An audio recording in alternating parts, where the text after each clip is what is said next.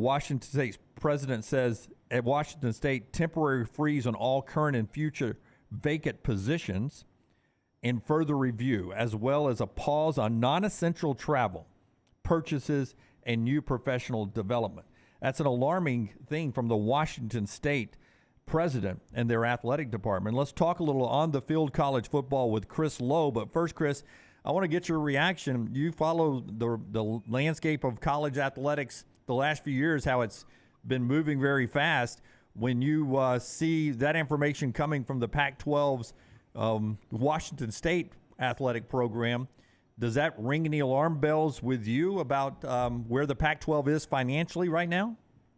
It should. It's I think when there's this big a gap and the kind of revenue that the Big Ten and the SEC are going to bring in compared to some of these other schools, and now the Pac-12 is hanging out there with a TV contract that's pretty flimsy at best. You're losing your flagship schools from LA, UCLA, and USC. Yeah, I mean, and there's a possibility that Oregon and Washington may follow. So, absolutely. I mean, we're talking about real dollars, and I don't care what anybody says. When you lose schools of that magnitude, your TV contract again is sort of in flux. That's going to scare a lot of administrators, and not just at Washington State, because as you guys know, it takes a lot of money to play big time athletics across the board. We're not just talking about football, because remember, football at just about every one of these schools is the engine that drives the entire athletic department.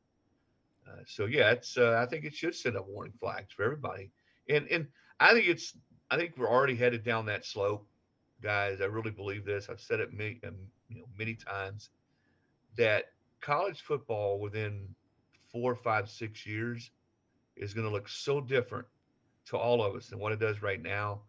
I think there's going to be one big conglomerate, whether you split up into conferences or whatever, of the quote unquote super division of college football programs playing in its own league, its own commissioner, its own set of governance, its own structure and how to deal with NIL.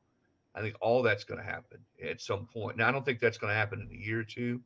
And I think it will come in waves as schools leave one conferences and try to figure out how to get in others. But I do think that's where we're headed in college football. One conference that does not worry about money is the SEC, and we know in 2024 you got two new members coming in Oklahoma and Texas. Texas hasn't won the Big 12 since 2009. Oklahoma's coming off a 6-7. I mean, what should we expect from them coming from an average conference in the Big 12 to coming into the SEC? I mean, do you expect Texas and Oklahoma to be two teams that ultimately will be playing in Atlanta, playing for SEC championships in the next 5 years? They come from football centric. Their schools are football centric. I think we all would agree on that. Texas and Oklahoma are willing to do and will do and have done whatever it takes to be big time football programs. You're right. They have not played. So Oklahoma has been a pretty main player in the playoff over the last 8 years. Now, Venables is just sort of getting started and trying to sort of put in bring in his culture and his program there. Texas has been the school, I think, probably most frustrating to everybody that follows college sports, because every year they're supposedly back and they haven't been back for a long time. Do I think they can compete? Yeah, I do think they can compete because they have everything in place to compete. They both have great recruiting, fertile recruiting grounds around them. They have great tradition. They've got resources. They've got money.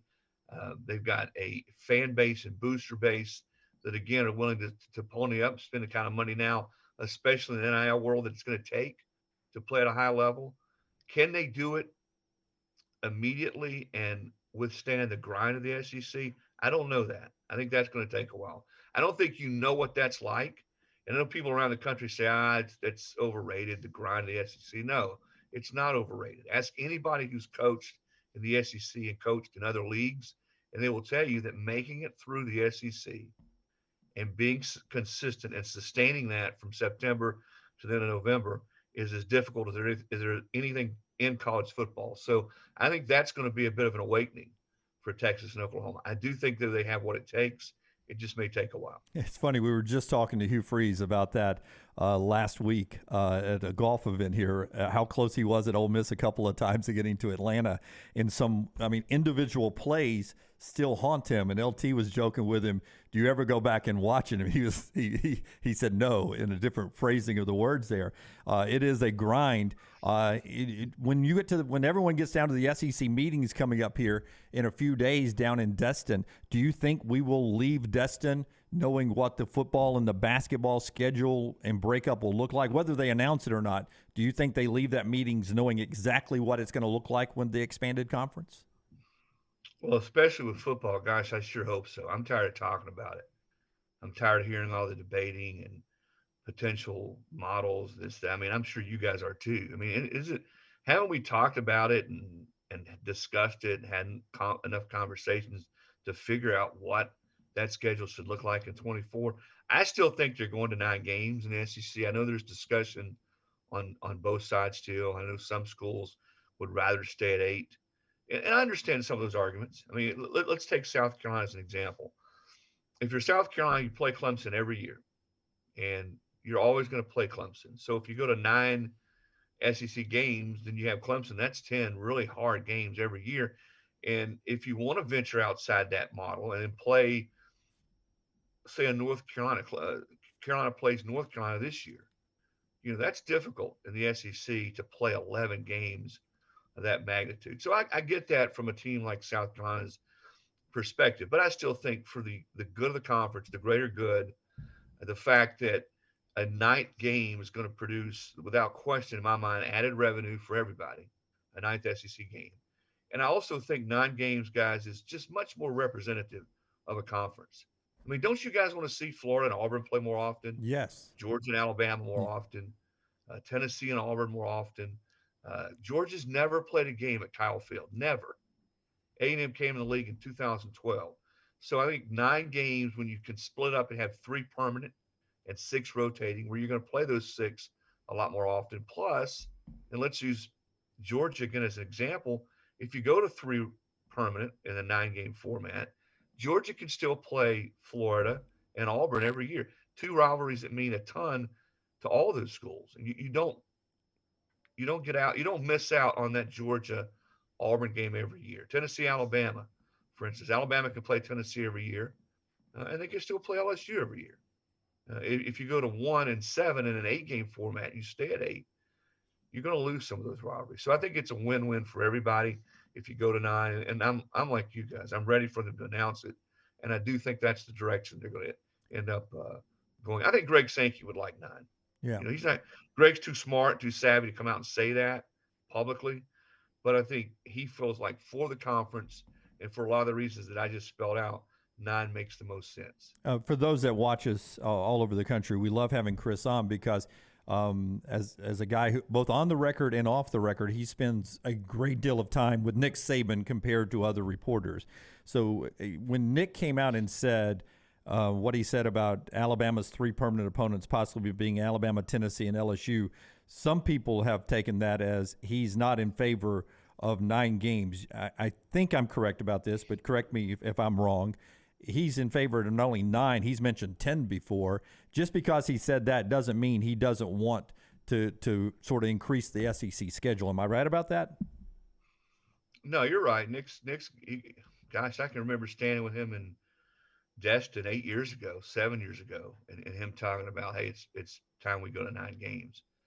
One of the reasons, and I didn't spell this one out, one of the reasons Nick says, hey, he likes 9 games, he said we need to do that for the fans. The fans are going to quit coming to games that don't really mean a lot, to the games that are essentially buy games. And with every game on television now, I think he's right. Even a program like Alabama that has won as much as they have, fans want to come to games that matter. And that's why a 9th game would matter. Now, I don't think Nick is real fired up about playing Tennessee, LSU. Who was their third member they were going to play? Auburn, Tennessee, LSU. I would say this, sort of poking some fun at Nick Saban. I bet you he wouldn't have brought up Tennessee in that conversation 3 or 4 years ago. So my point is things change quickly in the SEC. What seems like a really tough permanent opponent right now may not be the case 3 years from now or 4 years from now. And what doesn't seem like a really tough permanent opponent, may be a tough permanent opponent 3 or 4 years. The SEC, as you guys know, very cyclical. It can change in a hurry. Coaches come and go. I think with the transfer portal, it's going to be, I wouldn't say easier, but I think teams can make up ground quicker, being able to go and get players and fill gaps in the transfer portal. You look at what Lane has done at Ole Miss. He's really done a good job at that. And Hugh at Auburn. I mean, what to flip the roster, and of course the proof's going to be in the pudding. We'll see how those guys play on the field this year and how the team plays, how it comes together. But he and his staff have done a really good job of going out and getting guys that have played and have experience, to try to fill in the gaps. And there are a lot of gaps on that roster. You know, we'll be in Nashville in 2 months for SEC Media Days. And for the last decade plus, everybody that voted just had Alabama winning the West. I think it's going to be fascinating this year. I mean, if you had to take a gut guess at who the media picks to win the West, do you think it's LSU or Alabama? Yeah, I think the media, when I say the media, I include myself in that. I think we are guilty of last impressions the season before a lot of times. And who's bringing a marquee quarterback back. And LSU is bringing a guy, Jaden Daniels, who was probably as improved a football player the last half of the season as anybody in the league. And then Alabama still has a big question mark at quarterback. So I think that reason alone, the fact LSU just got better and better and better last year as the season went on, probably they're going to be the choice to win. But when you go back and look at and I'll again include myself in that category, our track record of picking the SEC champion and who's going to play the championship at those media days, it's been pretty awful, really pretty lousy, to be honest with you, which I think, again, says a lot about the league and just how unpredictable it is. And, guys, top 25, same way. I look at the preseason top 25s, and almost always you look at, boy, that team really closed strong last year. Well, to me, that's never really indicative of what a team is going to do the next year. It really isn't. Maybe every once in a while, but rarely it isn't, because we don't know who's going to get injured. We don't know who's going to be sort of next year's or this year's Jaden Daniels. We don't know what freshmen are going to step in and just be junior and senior type players right away. There's a lot of things like that you just never know. But I wouldn't count out the Crimson Tide. I don't think Nick has lost his fastball. And I think that, as I said the other day, we were talking about this. I think hearing some of the things we've heard about Bama and the quarterback issues, maybe this is not the same Bama. There's cracks in the foundation. The dynasty's over. I think Nick would refer to that as yummy rat poison. So I can promise you that not that that's something that he sort of harps on, but I can promise you inside that building, it's well known what's been said about Alabama and where they are or where they're not as a football program heading into 2023. And go look at the pictures of his trip to Italy when he bumped into fans and alums over there. He looked refreshed, younger, and ready to go for this upcoming year. I got to ask you, thanks for joining us on Zoom. When we switched to this, 16, 17, 18 months ago, this is what we dreamed of, and we appreciate you being one of the guys who now joins us on Zoom. So we always look at behind you, and there's a Larry Bird jersey on there. You're a Missouri guy who's in Tennessee, but Larry Bird hangs on your wall. Tell me your love for Larry Bird. Yeah, well, I'm sort of a product of the 80s. I grew up watching basketball, late 70s and 80s. And if you watch the NBA, and boy, what a blessing that was for me to be able to watch the NBA during that era with Bird and Magic and Jordan, and Kareem and Dr. J, and just, the bad boys. I think that was the golden era. Now I'm 58. That was the golden era of the NBA. But no, I love going back to when Bird, Magic played. I'm a huge Magic fan too. In '79 in the national championship game, I just following their careers and watching that rivalry and seeing it blossom. And I love the way they both played the game. And that's my thing. I still go back and watch highlights. My son is 23 and he likes the NBA, and they talk, you talk about LeBron and all the great players now, and the argument, and I've never thought you could compare eras, to be honest with you guys. But, well, this player's better than that player, or Bird couldn't play then now, or Magic. Listen, Larry Bird could play in any era with any player, any style he wanted to. In fact, I think he would be a better player now, would shoot more three-pointers, would score more points. And I don't know, LeBron might be close. I don't know that I've ever seen in my lifetime a better passing small forward or better passing big man than Larry Bird. So I just love the way he played the game, and I love that era of the NBA period. I just love the way the game was played. Um, they didn't you didn't have a foul called if you blew hard on somebody. Can you imagine? You remember some of those Lakers Celtics games? Yes. Guys would get clotheslined, and I'm not saying the game should be played like that. Guys would get clotheslined. Our friend Barkley, there's a great story in the huddle right before they went out on the court in the last 2 minutes of the game, and he looked everybody in the eyes. He said, "No layups," meaning if somebody got a free pathway to the hoop, you took them out. The game's not played like that anymore.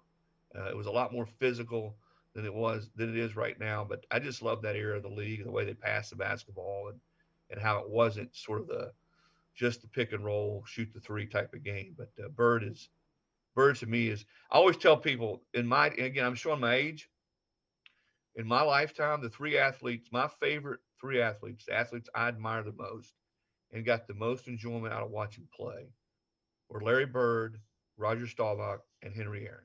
And I'm so grateful that I had a chance to see all three of those guys play, in the 70s and on in the 80s. And to this day, those are the three that I sort of measure everybody else by. He's Chris Lowe. He's the senior writer for ESPN, ESPN.com. You see him on the TV side. Read his stuff. Follow him on Twitter as well. Chris, we always appreciate your time, man. Enjoy the rest of this, and good luck on the travels this summer. We'll see you up in Nashville for SEC Media Days, okay?